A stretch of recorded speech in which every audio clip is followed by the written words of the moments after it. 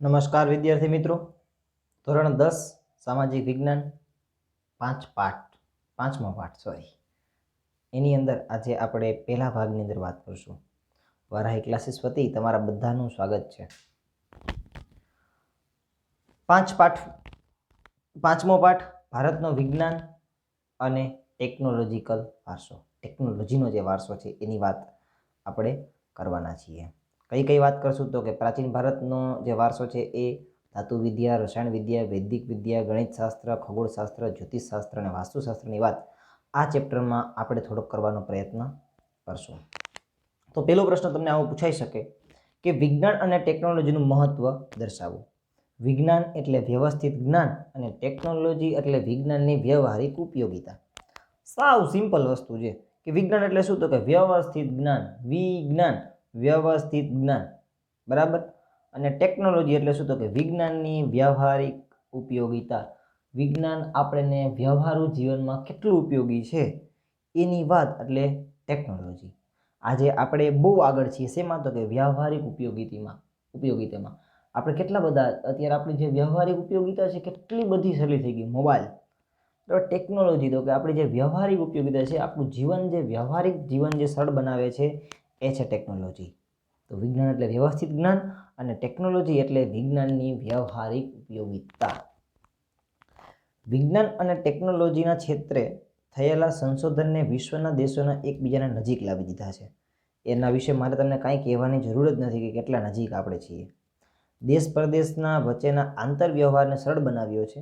તેણે વિશ્વના જુદા જુદા દેશો વચ્ચે સહકાર વધાર્યો છે, નવો અભિગમ પેદા કર્યો છે. વિશ્વના રાષ્ટ્રો વિશ્વ શાંતિ સહ અસ્તિત્વ પ્રત્યે અભિમુખ થયા છે.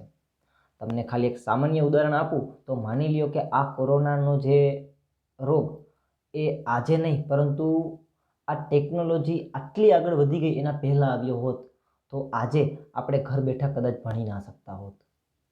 કાં તમારે હાથે તમારી રીતે કરવું પડતું હોત, કંઈક બીજા રસ્તાઓ આપણે ગોતવા પડ્યા હોત. આટલી સરળ રીતે તમે મોબાઈલ કે ટીવી કે કોમ્પ્યુટરમાં તમે ભણી ના શકતા હો. તો આ એક ટેકનોલોજી એ એક નવા અભિગમો પેદા કર્યા છે, બરાબર છે. ચાલો પછી આગળ વધીએ. પ્રાચીન ભારતે વિજ્ઞાન ક્ષેત્રે આપેલો વારસો જણાવો. કે પ્રાચીન ભારતમાં વિજ્ઞાનના ક્ષેત્રે શું હતું? અત્યારે તો આટલું બધું ટેકનોલોજી તો પહેલાં શું હતું? આનાથી ઘણી બધી શોધો આપણા પ્રાચીન ઋષિમુનિઓ કરી છે. ધાતુ વિદ્યા, રસાયણ વિદ્યા, ગણિતશાસ્ત્ર, ખગોળશાસ્ત્ર, વૈદક શાસ્ત્ર, શલ્ય ચિકિત્સા, શલ્ય ચિકિત્સા એટલે કે જે આપણે ઓપરેશન કરીએ એ, શલ્ય ચિકિત્સા, જ્યોતિષશાસ્ત્ર, વાસ્તુશાસ્ત્ર, ભૌતિકશાસ્ત્ર વગેરે વિજ્ઞાનોમાં પ્રાચીન ભારતે નોંધપાત્ર પ્રગતિ સાધીને વિશ્વને તેનો અમૂલ્ય વારસો આપ્યો છે. બધી જ ધાતુ વિદ્યા તમે લઈ લો કે પછી રસાયણ જે કેમિકલ્સ, ગણિતશાસ્ત્ર આજે મેથેમેટિશિયન્સ, ખગોળશાસ્ત્ર આપણે જે આકાશની અંદર બધું જોઈએ છે એ બધું ખગોળ વરા મિહિર, વેદક શાસ્ત્ર છે કે જ્યોતિષશાસ્ત્ર છે કે વાસ્તુશાસ્ત્ર છે, આમાં બધામાં આપણે ખૂબ પરિચય આપણો આપી દીધો છે વિશ્વને કે અમે ક્યાં છીએ. ભારતે વિજ્ઞાન અને ટેકનોલોજી ક્ષેત્રે સિંહ ફાળો આપ્યો છે. એટલું બધું ભારતે આપ્યું છે. અર્વાચીન યુગના સંશોધન દ્વારા સિદ્ધ થયું છે કે ભારત આધ્યાત્મિક વિચારધારાની સાથે સાથે વૈજ્ઞાનિક દ્રષ્ટિ પણ ધરાવે છે. પણ વૈજ્ઞાનિક દ્રષ્ટિ આપણા આધ્યાત્મિક વિચારોમાં પણ હતી, પણ આપણે એને સાચી રીતે સમજી ના શક્યા. આપણો મેઇન વસ્તુ એ છે કે આપણી આધ્યાત્મિક વિચારધારા હતી એને આપણે વૈજ્ઞાનિક દ્રષ્ટિકોણથી સમજી નથી શક્યા. આજના પાશ્ચાત્ય દેશોએ વૈજ્ઞાનિક અને ટેકનોલોજીકલ ક્ષેત્રે જે પ્રગતિ મેળવી છે, જે સિદ્ધિ મેળવી છે તેના મૂળ એ પ્રાચીન ભારતના વિજ્ઞાનમાં જોવા મળે જ છે. આ પરથી સ્પષ્ટ થાય છે કે ભારતે પ્રાચીન વિજ્ઞાનના ક્ષેત્રે પોતાના નોંધપાત્ર વારસો આપ્યો છે. તમે એક ગીત સાંભળ્યું હશે કે પૂર્વ और પશ્ચિમની અંદર એક વ્યક્તિ એને એમ કહે છે કે તુમ તો ઝીરો હો, ઝીરો ઝીરો. આવી રીતે 3-4 વાર કહે છે ત્યારે એ એક ગીત આવે છે કે જબ જીરો દિયા મેરે ભારતને.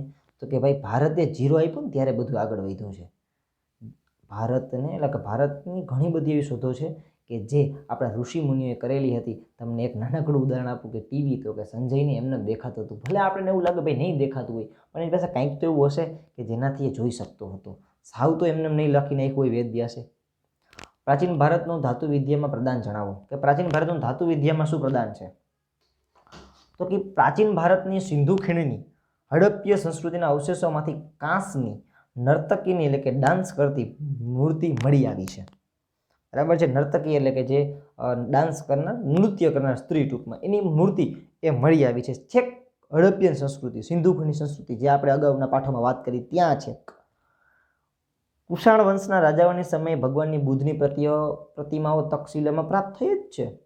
દક્ષિણ ભારતમાં ચોલ રાજાઓના સમય દરમિયાન ખૂબ મોટી સંખ્યામાં ધાતુ શિલ્પો મળી આવ્યા છે. ભલે પછી તમે અહીંથી હડપ્પીય સંસ્કૃતિ શરૂ કરી, કુષાણ વંશ આવો કે ચોલ રાજાઓ પાસે આવો, બધે આપણે ધાતુ વિદ્યામાં આપણે આગળ જ હતા. આ સમયમાં તૈયાર થયેલું મહાદેવ નટરાજ શિવનું જગવિખ્યાત, ખૂબ જ પ્રખ્યાત આ શ્રેષ્ઠ નમૂનો છે. આ શિલ્પ આજે ચેન્નઈના સંગ્રહાલયમાં છે. ક્યારેક તમિલનાડુ જાઓ અને ચેન્નઈ ફરવાનું થાય તો જોઈ આવજો. આ બહુ સરસ છે. ધાતુઓમાંથી બનાવેલા કલાત્મક દેવી દેવીઓ, પશુ પંખીઓ, હિંચકાની સાંકળો, સોપારીઓ, કાપવાની વિવિધ પ્રકારની સૂડીઓ, કલાત્મક દીવીઓ વગેરે ધાતુ શિલ્પોમાં મહત્વના ગણાય છે. ટીવી અહીંયા ક્યાંય પણ દીવીઓ કે દીવડાઓ એ ખૂબ વખણાય છે. બરાબર. આ વાત હતી વિદ્યાર્થી મિત્રો ધાતુ વિદ્યાની. નટરાજ ખાસ યાદ આવવા જોઈએ અહીંયા, અને એ કઈ સમયમાં થઈ ગયા એ પણ ખાસ યાદ રાખજો.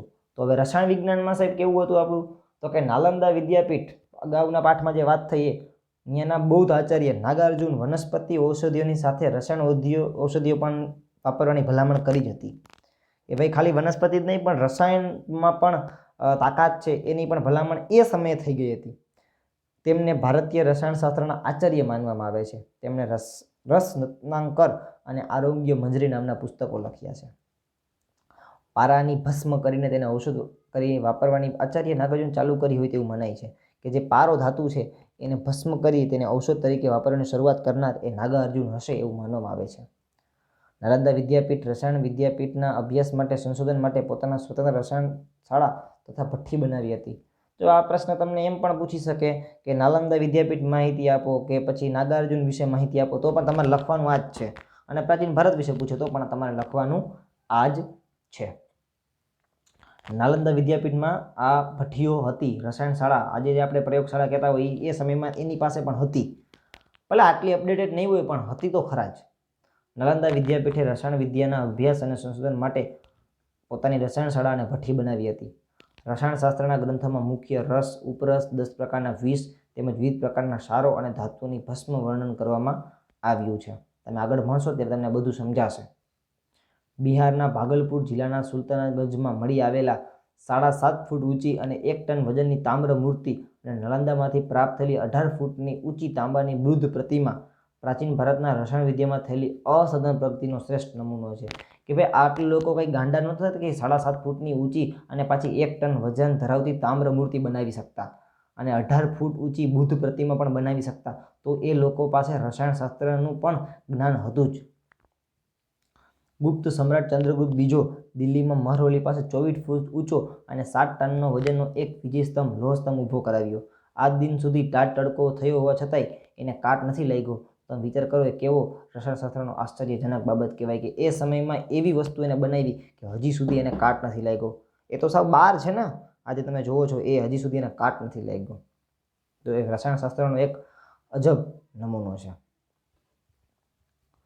વેદક વિદ્યા અને શલ્ય ચિકિત્સા પ્રાચીન ભારતનું મહત્વ જણાવો. કે ભાઈ આપણે વેદ જે વિદ્યા રહી કે આપણે દવા એની અંદર અને શલ્ય ચિકિત્સાની અંદર કેટલા આગળ હતા. અહીંયા આવશે મહર્ષિ ચરક અને મહર્ષિ સુશ્રુતની વાતો. ભારતીય વૈદક શાસ્ત્રના પ્રણેતા મહર્ષિ ચરક અને મહર્ષિ સુશ્રુત અને વાઘભટ્ટ પોતાના સંશોધનમાંથી વૈદક શાસ્ત્રમાં અભૂતપૂર્વ સિદ્ધિઓ મેળવી છે. વૈદક શાસ્ત્ર એટલે કે દવાઓ મહાન પ્રણેતા મહર્ષિ ચરક સંહિતા નામના ગ્રંથમાં 2000 ઉપરાંત વનસ્પતિઓનું ઔષધોનું વર્ણન કર્યું છે. કે 2000 જેટલી વનસ્પતિઓ કીધી છે કે તમને આ રીતે અને આ રોગની અંદર તમને આ વનસ્પતિ ઉપયોગી છે, એનો ઉપયોગ આ રીતે કરવો, આ રીતે એને લગાડવી, આ રીતે પીવી. તો આ બધી વાતો એ આપણે ચરક સંહિતાની અંદર જોવા મળે છે. મહાન વૈદક શાસ્ત્રી મહર્ષિ સુશ્રુતે તેમના સુશ્રુત સંહિતાની અંદર શલ્ય ચિકિત્સા એટલે કે વાટ કાપ વિદ્યા, આપણે જે પગ ભાંગી ગયો હોય તો એને કઈ રીતે કરવો એની વાતો છે. ધારદાર સાધનનો ઉલ્લેખ કર્યો છે. માથાના વાળને ઊભો ચીરીને 2 ભાગ કરી શકાતા હતા. Can we do this today? આજે આપણે કરી શકીએ છીએ કે માથાના વાળને પણ 2 ભાગમાં વિભાજિત કરી શકીએ, એવો ચીરો પડી શકે. તો કેટલાય એ લોકો આગળ છે વાટકા વિદ્યાની અંદર, ઓપરેશનની અંદર ટૂંકમાં કહીએ તો માથાના વાળના પણ 2 ભાગ કરી શકાય એવી વાત એ સુશ્રુત સંહિતાની અંદર જોવા મળે છે. ગાંડા નતા થઈ ગયા બધાય. પ્રાચીન ભારતના હિન્દુઓના ઔષધ શાસ્ત્ર ખનિજ, વનસ્પતિ તેમજ પ્રાણીજ ઔષધિઓનો વિપુલ ભંડાર હતો. કે ખનિજ હોય, વનસ્પતિ અને પ્રાણીજ ઔષધિનું વિપુલ ભંડાર હતું. જો તમે જોવો છો આ રીતની સારવારો થતી હતી. તેમાં દવા બનાવવાની જીવનભરી વિધિઓ તેમજ દવાનું વર્ગીકરણ અને તેમના ઉપયોગ માટેના સૂચનો આપ્યા હતા. આજની જેમ નથી કે ભાઈ ગમે એમ જવા દો. અત્યારે તો પાછી દવા લઈ તો એ સામે સાઈડ ઇફેક્ટ એટલી આપતી હોય, પણ આ દવાઓ એ સાઈડ ઇફેક્ટ નહીં પણ તમારી ઇમ્યુનિટી બૂસ્ટ એમનેમ કરી દેતી, એટલી સારી દવાઓ હતી. ભારતના વૈદક શાસ્ત્રીઓ પ્યાલાના આકારનો પાટો બાંધી રક્તનું પરિભ્રમણ અટકાવી તેને વાટકાપ કરતા. જો કેવું છે કે પ્યાલાનો આકારનો પાટો બાંધી દેવાનો, એટલે કે એકદમ ટાઈટ પાટો બાંધી રક્તનું પરિભ્રમણ ત્યાંથી અટકાવી. કામ શું કરે, ત્યાં બ્લડ ના આવવું જોઈએ ત્યાં, તો એ રક્તનું પરિભ્રમણ અટકાવી અને વાટકાપ કરતા. એટલે કે પગને જે છે એને કંઈ પ્રોબ્લેમ હોય તો વાટકાપ પણ કરી લેતા. તેમાં પેઢું અને મૂત્રાશયના ઓપરેશનો પણ કરતા હતા. તેઓ સાઠણ ગાંઠ અને મોતિયો, પથરી અને હરસ મસાના નાબૂદ કરતા હતા. એવું છે કે ત્યારે રોગ નહોતા. સારણ ગાંઠ છે, મોતિયો છે, પથરી છે કે હરસ મસા છે, એ સમયે પણ એ લોકો નાબૂદ કરતા હતા.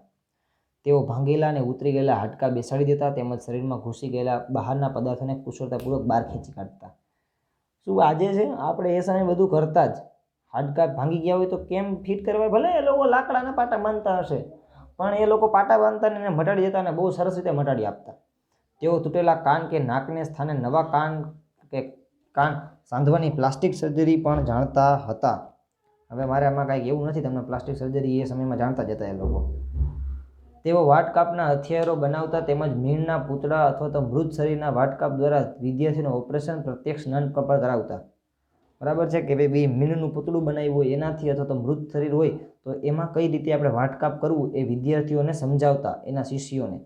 પ્રસૂતિ વેળાએ જોખમી ઓપરેશનો કરતાં પણ તેઓ અચકાતા નહીં. ત્યારે પણ જો કોઈ ઓપરેશન હોય તો પ્રસૂતિ વેળાએ પણ એ લોકો ઓપરેશન.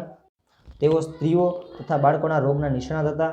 તેઓ રોગના કારણો, ચિહ્નોનું વર્ગીકરણ કરતા. તેઓ રોગનું નિદાન કરતા અને રોગો મટ્યા પછી પાળવાની પરેજી આપતા. કે ભાઈ પછી કોઈ જ થવો ના જોઈએ એ માટે પણ એ લોકો કાળજી લેતા. આજે તો થઈ ગયા પછી પાછો એની રોગ આપણે ઊભો હોય એવું નહોતું. એ રોગોનું વર્ગીકરણ કરતા, ચિહ્નોનું વર્ગીકરણ કરતા અને ક્યાંથી રોગ, શું કામ કયો રોગ થયો છે એ પ્રયત્ન કરતા. તમને અત્યારે વિદ્યાર્થી મિત્રો એક વાત કહું તો આપણે તાવ આવ્યો હોય તો આપણે એ તાવને બંધ કેમ કરવો એ જ, પણ શું કામ તાવ આવ્યો છે ને એનું કારણ આપણે નથી જાણતા હોતા. તો પહેલાં આપણે એ કરવું જોઈએ. પગમાં લાગ્યું હોય ને એના કારણે તાવ આવી ગયો હોય તો પહેલાં પગમાં લાગ્યું છે એને મટાડો, તાવ ઓટોમેટિક મટી જશે. પણ આપણે તો તાવની પેરાસિટામોલ પી જાય છે, પણ ખરેખર નથી કરવાનું. તાવ શું કામ આવ્યો છે એ જોવાનું છે. પ્રાચીન ભારતના વૈદક શાસ્ત્રીઓ પ્રાણીઓના રોગો માટેનું શાસ્ત્ર પણ હતું, પ્રાણીઓ માટે પણ હતું. તેઓ અશ્વરોગ અને હસ્તી રોગો પર ગ્રંથો લખ્યા છે. તેમાં હસ્તી આયુર્વેદ અને સલિહોત્રનું અસ્ત્રશાસ્ત્ર નામના ગ્રંથો પણ પ્રખ્યાત છે. વૈદક શાસ્ત્રના મહાન લેખક વાઘભટ્ટે અષ્ટાંગ હૃદય જેવા અનેક ગ્રંથોમાં લખીને નિદાનની બાબતોમાં નોંધપાત્ર પણ ફાળો એને પણ આપેલો છે. બરાબર છે. એટલે આપણું જે શલ્ય ચિકિત્સા છે કે આપણી જે વૈદક સાહિત્ય છે કે વૈદક જ્ઞાન છે આપણું ખૂબ સારું એવું એ સમયે હતું. આપણે સાવ પાછળ હતા એવું આપણે ક્યારેય ના કહી શકીએ. ચાલો, તો આપણે અગાઉ વિદ્યાર્થી મિત્રો વૈદક શાસ્ત્રની વાત કરી, ત્યાર પછી આપણે રસાયણશાસ્ત્રની વાત કરી, ધાતુ વિદ્યાની પણ વાત આપણે અહીંયા કરેલી છે. બરાબર, વિજ્ઞાનની પણ વાત આપણે કરી છે. હવે આજે આપણે થોડાક નવા જ કોન્સેપ્ટ તરફ જઈ રહ્યા છે, એ છે ગણિત. તો ભાઈ મેં પહેલાં જ તમને વાત કીધી કે જબ જીરો દિયા મેરે ભારતને, તો આ જીરોની વાત અહીંયા આપણે ખાસ કરવાની છે. શું છે તો કે પ્રાચીન ભારતમાં ગણિત શાસ્ત્રમાં થયેલી પ્રગતિઓ વિશે ભારતની નોંધ લખો, કે ભારત વિશે નોંધ લખો. તો કે ભારતે વિશ્વને સૌથી પહેલી શોધ આપી ને તે શૂન્યની છે. શૂન્યની સંજ્ઞાની દશાંશ પદ્ધતિ, બીજગણિત, રેખાગણિત, દશાંશ પદ્ધતિ, બીજગણિત હોય, રેખાગણિત હોય, વૈદિક ગણિત હોય તથા બોધયાન પ્રમેય વગેરેની શોધ એ ભારતે કરેલી છે. હજી આમાં ઉમેરી દો તો વૈદિક, જે આ વાત આવી ગઈ વૈદિક ગણિત, એની પણ આ ભારતે જ શોધ કરેલી છે. મહાન ગણિત શાસ્ત્રી આર્યભટ્ટે શૂન્યની સંજ્ઞા, દશાંશ પદ્ધતિની શોધ કરી.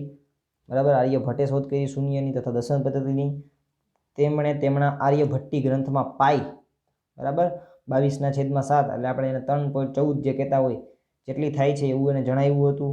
તેમણે પ્રતિપાદન કરેલું છે કે ગોલક ગોળાના પરિઘ અને વ્યાસનો ગુણોત્તર દર્શાવતા અચલાંક એ પાઈ છે. જે તમે ગણિતમાં બધું ભણો છો એમાં આપણે કંઈ પાછળ નથી, બરાબર. આર્યભટ્ટિયમની અંદર એને આ ગણિતની બધી વાતો કરેલી જ છે. આર્યભટ્ટે તેમના ગ્રંથના ભાગાકારની આધુનિક પદ્ધતિ, ગુણાકાર, ભાગાકાર નહીં હો, ગુણાકાર, ભાગાકાર, સરવાળા, બાદબાકી, વર્ગમૂળ, ઘનમૂળ વગેરે અષ્ટાંગ પદ્ધતિની માહિતી આપી છે.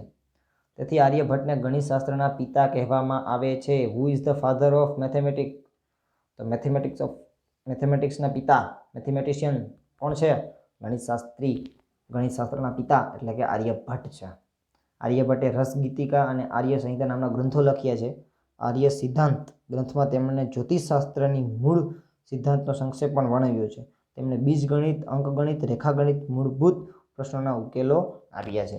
તો એક માણસ છે કેટલું કર્યું છે? આર્ય સંહિતા લખી છે, 10 ગતિકા, આર્ય સંહિતા, આર્યભટ્ટિયમ, પછી બીજગણિત, અંકગણિત અને રેખાગણિત જેવા મૂળભૂત પ્રશ્નોના ઉકેલો પણ આપ્યા છે. તો એક જ માણસ છે પણ એને ઘણું બધું કામ એ કરેલું છે. જ્યોતિષશાસ્ત્રમાં પણ ઝંપલાવેલું છે અને ગણિત અને જ્યોતિષશાસ્ત્ર વચ્ચે સારો એવો સંબંધ હોય. હમણાં એક મેં પિક્ચર જોયું હતું ને, કયું પિક્ચર જોયું? શકુંતલા દેવી. હા, શકુંતલા દેવી જ. તો એમાં મને એવું લાગ્યું કે ગણિત અને જ્યોતિષ વિશે, ગણિત અને જ્યોતિષમાં એ ઘણી બધી સામ્યતા જોવા મળે છે. નંબર ઉપર ચાલતું હોય, બહુ મને ખબર નથી. ગુત્સમદ નામના ઋષિએ અંકની પાછળ શૂન્ય લગાવીને લખવાની પ્રક્રિયા શોધી હતી. અંકની પાછળ શૂન્ય લગાડવાની પ્રક્રિયા આપણે અહીંયા શોધાણી છે. પ્રાચીન ભારતના ગણિતશાસ્ત્રીએ એકની પાછળ 53 શૂન્ય મૂકવાની બનતી સંખ્યાના નામ નક્કી કર્યા છે. એકની પાછળ 53 શૂન્ય લાગી જાય ત્યાં સુધીના નામ નક્કી કરેલા છે અહીંયા ભારતોએ. મોહનજોદડો અને હડપ્પાના અવશેષોમાં માપવા તોલવા માટેના સાધનો દશાંશ પદ્ધતિ હતી તેનો પરિચય ભારતના સમયમાં મેઘાતિથિ નામના ગણિતશાસ્ત્રીએ આપ્યો છે.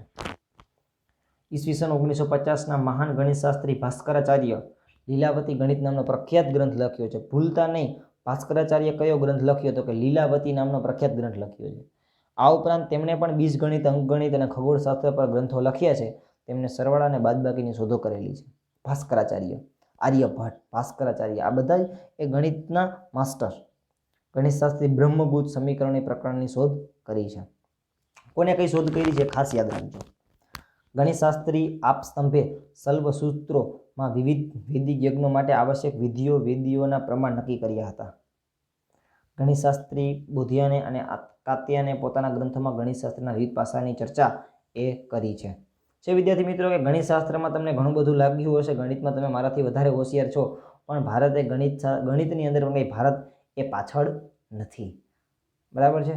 અહીંયા આ જોઈ લેજો કે ભાઈ આર્યભટ્ટનો તો કે આર્યભટ્ટીએ પ્રસિદ્ધ ગ્રંથ લખ્યો હતો અને પાઈની શોધ એને કરી, જીરોની શોધ એને કરી, પછી ગોળાનો પરિઘ અને વ્યાસનો ગુણોત્તર પાઈ થાય છે એની શોધ કરી, સરવાળા બાદબાકી ભાગાકારની અષ્ટાંગની શોધ એને કરી, જ્યોતિષશાસ્ત્રની મૂળ સિદ્ધાંતની શોધ એ કરી. અહીંયા આ વાત થઈ ગયેલી છે એટલે હું પાછી કરવાનો પ્રયત્ન નથી કરતો. પૃથ્વી પોતાની ધરી પર ફરે છે, જોવા જોજો, અને ચંદ્રગ્રહણ પૃથ્વીના પડછાયા વડે થાય છે તેવું આર્યભટ્ટે સૌ પ્રથમ સાબિત કર્યું છે. આપણે આજે બધા જે ઉપડી ગયા છીએ કે સૂર્યગ્રહણ થાય, ચંદ્રગ્રહણ થાય, તો પૃથ્વી પોતાની ધરી પર ફરે છે. બરાબર. આજે માનીએ છીએ ચંદ્રગ્રહણ પૃથ્વીના પડછાયા વડે થાય છે, કે પૃથ્વીનો જે પડછાયો છે એના કારણે ચંદ્રગ્રહણ થાય છે. આવું આર્યભટ્ટ દુનિયાનો સૌથી પહેલો માણસ હતો જેને સાબિત કરી બતાવ્યું હતું. અંકગણિત અને બીજગણિત અને રેખાગણિતના મૂળભૂતના પ્રશ્નોના જવાબ એ ભારતે જ આપેલો છે. The great Indian mathematician Aryabhata calculated the value of પાઈની વેલ્યુ. આર્યભટ્ટ જો 3.14 એ ફિક્સ નથી, એની પાછળ ક્યારેક કરજો 22/7 એટલે તમને ખબર પડશે કે 3.14 એની વેલ્યુ કઈ રીતની, કેટલી 3.14 આવે જોઈ લેજો. એ થોડુંક હોમવર્ક કરજો, એ પ્રકારનું સ્માર્ટ વર્ક. ટૂંક નોંધ લખો. ભારતનું ખગોળશાસ્ત્ર. સાહેબ મજા આવે છે ને, ખબર હશે કે ભાઈ ભારત કેટલું આગળ છે. દરેક વસ્તુની અંદર એ ભારત એ આગળ રહ્યું છે. તો ખગોળશાસ્ત્રની અંદર કેટલું છે જોઈએ. પ્રાચીન ભારત, આમાં યાદ રાખજો વરામિહિર આવશે. પ્રાચીન ભારતે ખગોળ વિદ્યામાં આપેલું પ્રદાન નીચે પ્રમાણે છે. બધા શાસ્ત્રોમાં ખગોળશાસ્ત્ર સૌથી પ્રાચીન શાસ્ત્ર છે. ગ્રહોની વાત હોય ને, ભારતને પ્રાચીન વિદ્યાપીઠોમાં ખગોળશાસ્ત્રોને પદ્ધતિસર અને ઊંડો અભ્યાસ કરવામાં આવ્યો છે. ગ્રહો અને તેમની ગતિ, નક્ષત્રો અને અન્ય અવકાશી ગ્રહો વગેરે પરથી ગણતરી કરીને ખગોળને લગતી માહિતી એકત્રિત કરવામાં આવતી હતી. ખગોળની માહિતી કેમ એકત્રિત કરતા, કેમ ભેગી કરતા? તો કે ભાઈ ગ્રહો છે એની ગતિ કઈ પ્રકારની છે, નક્ષત્રો કઈ પ્રકારના છે, તેથી ટેલિસ્કોપ નહોતા પણ કેમ જોતા હશે વિચારજો. મહાન ખગોળવેતા અને જ્યોતિષશાસ્ત્ર વરાહ મિહિર પોતાના પંચ સિદ્ધાંતિકા નામના ગ્રંથમાં જ્યોતિષ અને ખગોળશાસ્ત્ર વિશે પ્રમાણભૂત માહિતી આપી હતી. ગ્રહો પરથી રાશિફળ પ્રમાણે જ્યોતિષ ફલિત કરવામાં આવતું હતું. જ્યોતિષશાસ્ત્ર અને ગ્રહોને ખૂબ હોય કે ભાઈ તમારો ગ્રહ નબળો છે, તો આ કેમ નબળો, એ ઘણી બધી વસ્તુઓ જે આપણે કહીએ ને કે ભાઈ આ સાવ અંધશ્રદ્ધા નથી હોતી, ઘણી બધી શ્રદ્ધાઓ પણ આની અંદર હોય છે. ગુપ્ત યુગના મહાન ખગોળશાસ્ત્રી આર્યભટ્ટે સૌપ્રથમ પ્રતિપાદિત કર્યું હતું કે પૃથ્વી પોતાની ધરી પર ફરે છે અને ચંદ્રગ્રહણ પૃથ્વીના પડછાયા વડે થાય છે. વિદ્વાનો આ બાબતને અજંભેર કહેતા હતા કે આવું કંઈ હોતા હશે, અજંભેર. ખગોળ વિજ્ઞાનના ક્ષેત્રે આર્યભટ્ટનું મહત્વનું યોગદાન છે, તેથી ભારતના પ્રથમ ઉપગ્રહનું નામ આર્યભટ્ટ રાખવામાં આવ્યું હતું. હવે વરાહમિહિર છે, આર્યભટ્ટ છે, આ ખગોળશાસ્ત્રમાં પણ એ લોકોનું ખૂબ નામ હતું. એટલે આજે જે આપણે પ્રથમ ઉપગ્રહ છોડ્યો હતો આકાશમાં, એનું નામ આર્યભટ્ટ રાખ્યું હતું. બ્રહ્મગુપ્ત નામના વૈજ્ઞાનિક બ્રહ્મ સિદ્ધાંત નામનો ગ્રંથ રચ્યો. તેમણે ગુરુત્વાકર્ષણ બળના નિયમ દર્શાવ્યા હતા. શું લાગે? ગુરુત્વાકર્ષણ બળના નિયમો પણ અહીંયા શોધાયેલા છે. બસ વિશ્વ એને લઈ ગયું છે અહીંથી, એવું કહી શકો તમે. જ્યોતિષશાસ્ત્રમાં શું પ્રધાન? જ્યોતિષશાસ્ત્ર અહીંથી જ થયું. જ્યોતિષશાસ્ત્રની શોધ જ આપણે કરવાવાળા, જ્યોતિષશાસ્ત્ર અહીંયા જ ફૂલ્યું ને ફાયલું. જ્યોતિષશાસ્ત્રનું ભારતમાં પ્રદાન શું છે? તો વરાહમિહિર મહાન ખગોળવેતા અને જ્યોતિષશાસ્ત્રી હતા, જેમણે જ્યોતિષશાસ્ત્રના તંત્ર, હોરા, સંહિતા એમ 3 ભાગમાં વહેંચ્યું. તંત્ર, હોરા અને સંહિતા એમ 3 ભાગ પાડ્યા. વરાહમિહિરે તેમના બૃહદ સંહિતા નામના ગ્રંથની અંદર આકાશી ગ્રહોની માનવીની ભવિષ્ય પર થતો જણાવી કે ભાઈ આકાશમાં જે ગ્રહો છે એના કારણે માણસના જીવન ઉપર શું અસર થાય એની વાત એને બૃહદ સંહિતાની અંદર કરેલી છે. ક્યારેક ટાઈમ મળે તો વાંચજો. તેમણે આ ગ્રંથમાં મનુષ્યના લક્ષણો અને પ્રાણીઓના જુદા જુદા વર્ગો વિશે, તેમના લગ્ન સમયે તળાવો અને કૂવા ખોદાવવા, બગીચા બનાવવા, ખેતરમાં વાવણી કરી વગેરે પ્રસંગોના શુભ મુહૂર્તોની માહિતી આપી હતી. કે ભાઈ મુહૂર્તનો મતલબ એવો નથી કે ભાઈ ગમે એવું કાંઈ નહીં, ગમે તે કરી નાખવાનું, પણ કેવો સમય છે એ ખાસ છે, કે વાતાવરણ કેવું છે તે તમે જોજો કે તમને એટલું ગમતું નહીં હોય, એ વાતાવરણની અસર તમારા ઉપર હોય છે. તો આ બધાના મુહૂર્તોની વાત એ પણ બૃહદ સંહિતા નામના ગ્રંથની અંદર જોવા મળે છે. વરાહમિહિર તમે જોઈ શકો છો, ખગોળશાસ્ત્ર એ જ્યોતિષશાસ્ત્રની વાત પણ અહીંયા છે. છેલ્લા 2 પ્રશ્નો છે વિદ્યાર્થી મિત્રો, આજે જ લઈ લઈએ છીએ આપણે, એટલે આ પાઠને આપણે અહીંયા પૂર્ણાહુતિ કરી શકીએ. પ્રાચીન ભારતના વાસ્તુશાસ્ત્ર વિશે માહિતી આપો. વાસ્તુશાસ્ત્ર એ જ્યોતિષશાસ્ત્રનું એક અવિભાજ્ય અંગ છે. વાસ્તુશાસ્ત્ર અને જ્યોતિષશાસ્ત્ર બે જોડાયેલા છે. બ્રહ્મા, નારદ, બૃહસ્પતિ, ભૃગુ, વશિષ્ઠ અને વિશ્વકર્મા પ્રાચીન વાસ્તુશાસ્ત્રના પ્રણેતા અને આર્ષદ્રષ્ટા અને પ્રસારક હતા. બહુ મને આમાં ખબર પડતી નથી, તમારી સામે સ્વીકારી લઉં છું કે ભાઈ મને વાસ્તુશાસ્ત્ર, જ્યોતિષશાસ્ત્ર જેમાં બહુ મને ટપ્પા પડતા નથી. તેમણે રહેઠાણની જગ્યા, મંદિર, મહેલ, અશ્વશાળા, કિલ્લા, શસ્ત્રાગાર, નગર વગેરેની રચના કેવી રીતે કરવી અને કઈ દિશામાં કરવી તે સિદ્ધાંતો આપ્યા છે. પણ આની ઇફેક્ટ ખૂબ થયો. આપણે કેમ ઘરમાં વાસ્તુ લેતા હોય, પણ કેમ મકાન બનાવવું ને એ એક, એમાં કોઈ જાતના ભાઈ અંધશ્રદ્ધા નથી, પણ એ તમે જોજો આપણે બધા ગાંડા નથી થઈ ગયા કે કાંઈ પણ નવું બનાવવું હોય બિલ્ડિંગ, ત્યાંથી આપણે ભારતવાળાને અહીંથી લઈ જાય ને પછી જોવે જ બધું, ગાંડા થઈ ગયા છે બધા. બરાબર છે કે ભાઈ આમ શું કામ કરવું, ક્યાં આપણે કોઈ મોટું મહેલ બનાવવું હોય તો બધું એ જોવામાં આવે છે, હજી એ જોવામાં આવે છે. ભાઈ મુહૂર્ત તો વાત મજાની છે, આ બહુ મહત્વનું છે. આપણે કે ના આર્કિટેક્ટ, આ બધા આર્કિટેક્ટ હતા એ સમયના, કેમ ક્યાં રહેવું, કેવું બનાવવું, કઈ જગ્યાએ કઈ રીતે એનો દરવાજો રાખવો, આ બધાની અસર થાય તમારા જીવન ઉપર અને 100% થાય. મહાન ખગોળવેતા અને જ્યોતિષશાસ્ત્ર વરાહમિહિર રચિત બૃહદ સંહિતામાં વાસ્તુશાસ્ત્રનો ઉલ્લેખ થયો છે. 15મી સદીમાં મેવાડના રાણા કુંભાએ વાસ્તુશાસ્ત્રના જૂના ગ્રંથોમાં સુધારા વધારા કરાવી વાસ્તુશાસ્ત્રનો પુનરુદ્ધાર શરૂ કર્યો છે. આજે જગત અનેક દેશોમાં ભારતના વાસ્તુશાસ્ત્રની પ્રતિષ્ઠા અને મહત્વ સ્વીકાર્ય છે. ભારતના પૌરાણિક માન્યતા મુજબ વિશ્વકર્મા દેશોનો પ્રથમ સ્થાપતિ આર્કિટેક્ટ હતા. તેમણે વાસ્તુશાસ્ત્રના 8 વિભાગો પાડ્યા છે. આપણે કહીએ ને વિશ્વકર્મા, જે લોકો કડિયા હોય એ લોકો વિશ્વકર્મા જયંતિ ઉજવતા હોય, એના પોતાના સાધનોની જે પૂજા કરે એને આર્કિટેક્ટ કહેવામાં આવે છે. એ સમયના સૌથી પહેલો આર્કિટેક્ટ કે વાસ્તુશાસ્ત્રના 8 એને અંગ પાડ્યા હતા. વાસ્તુશાસ્ત્રમાં ઘર કે મકાન માટેની જગ્યાની પસંદગી, એનો આકાર, એની રચના, એની અંદરની ગોઠવણી, એનું દેવ મંદિર, બ્રહ્મ સ્થાન, ભોજન કક્ષ, શયનખંડ, દૈનિક કાર્યો માટેના સ્થાનો વગેરેની માહિતી આપવામાં આવી છે. કેટલું અપડેટ છે આપણે, શું આજે નહીં, એ સમયે પણ બધું હતું જ. અને એ લોકો ખૂબ આમાં માનતા અને આજે પણ આ બધું આટલી જ વસ્તુ અપડેટેડ છે. જો મોટી વસ્તુ બનતા હશે ને કોઈ, તો એ લોકો આ બધું જોઈને કરશે. કારણ કે વાતાવરણની અસર તમારા જીવન ઉપર 100% થશે.